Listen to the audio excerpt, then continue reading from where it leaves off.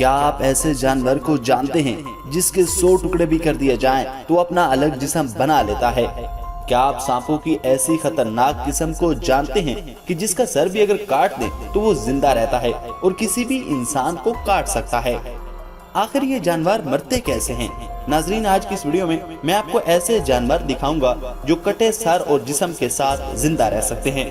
So let's begin. مگر اس سے پہلے نئے آنے والے تمام معزز ناظرین سے درخواست ہے کہ اینیمل ویلی کو سبسکرائب کرتے ہوئے ساتھ میں جو بیل کے آئیکن کو ضرور دبا دیں۔ نمبر 1، سیلمینڈر۔ دوستوں، آپ شاید اپنے کانوں پر یقین نہیں کریں گے، لیکن یہ سچ ہے۔ اس جانور کے اگر جسم کے کسی بھی حصے کو کاٹ دیا جائے تو وہ حصہ نہ صرف دوبارہ نکل آتا ہے بلکہ اس کی فنکشننگ بھی پرانے حصے کی طرح ہی ہوتی ہے، بلکہ اس کے جسم کا نیا آنے والا حصہ جسم کے پرانے حصے کی نسبت بہتر کام کرنے لگتا ہے۔ دوستوں، یہ حصہ دراصل اس کے جسم میں موجود پروٹین کی وجہ سے ہوتا ہے۔ جیسے ہی اس کے جسم کا کوئی حصہ کٹ کر الگ ہوتا ہے تو اس کے جسم میں موجود اسپیشل پروٹین ان سیلز کو دوبارہ بنانا شروع کر دیتی ہے اور پھر سے سیلمینڈر میں وہ پارٹ نیا بن جاتا ہے۔ Number 2، snack. دوستوں، سانپوں کی ایک ایسی نسل بھی پائی جاتی ہے جس کا نام ریٹل سنیک ہے۔ اس کا اگر آپ سر کاٹ کر علیحدہ بھی کر دیں تب بھی یہ آپ کو کاٹ سکتا ہے۔ اگر آپ سوچتے ہو کہ سانپ کے پچھلے حصے میں زہر ہوتا ہے اور سانپ کے سر کو جسم سے الگ کرنے کے بعد یہ کاٹ نہیں پائے گا اور اگر یہ ڈسے گا بھی تو اس میں زہر کم ہوگا، تو یہ آپ کی غلط فہمی ہے۔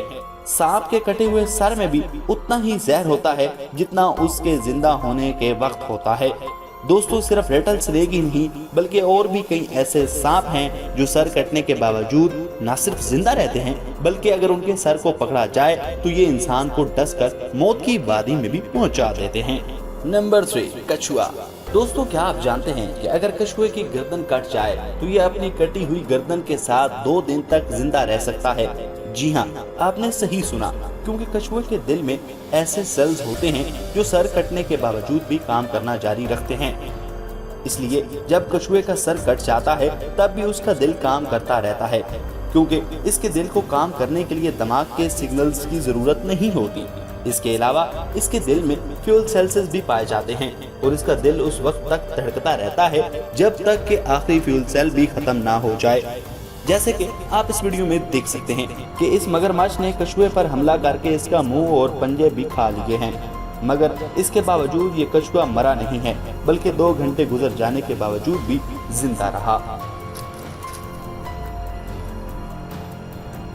تو خواتین و حضرات، آپ کو یہ امیزنگ اینیملز کیسے لگے؟ کمنٹ باکس میں کمنٹ کر کے ضرور بتائیں۔ Thanks for watching.